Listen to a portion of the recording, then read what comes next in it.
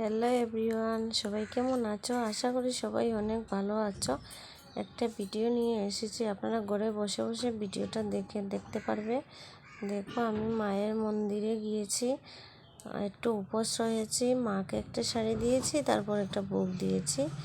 এই যে মাকে দেখো, মাকে দেখলে আলাদা একটা বাবা। আমি মাকে কিন্তু অনেক মানি, আজ থেকে না, আমি ছোটোর থেকে মাকে অনেক মানি। এই যে দেখো কি লোক, মানে অনেক লোক, কিন্তু কালী পুজোতে অনেক বেশি থাকে, এখন তো অনেক কম। মানে এই যে আমরা ধূপকাঠি জ্বালিয়েছি, এই যে আমার বর প্রণাম করছে শিব মন্দিরে এসে, তারপর আমি ধূপকাঠি জ্বালিয়েছি। এই যে আমি ধূপকাঠি জ্বালিয়েছি, তারপর এখন আমি ধূপকাঠি শিব বাবাকে দেখিয়েছি, তারপর আমি এখন প্রণাম করব শিব বাবাকে।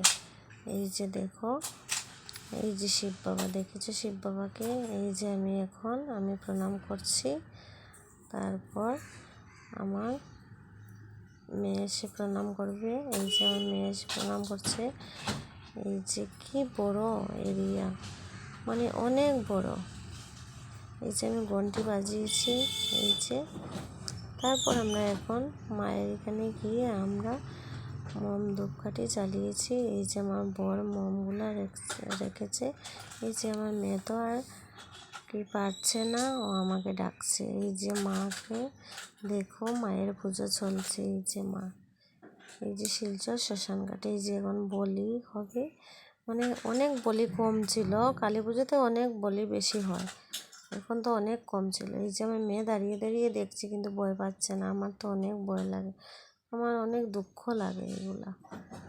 এই যে আমার মেয়ে দাঁড়িয়ে দাঁড়িয়ে দেখছে, ও ভয় পাচ্ছে না। এই যে আমরা এখন পুষ্পাঞ্জলি নেওয়ার জন্য রেডি হয়েছি, এখন আমরা নেব।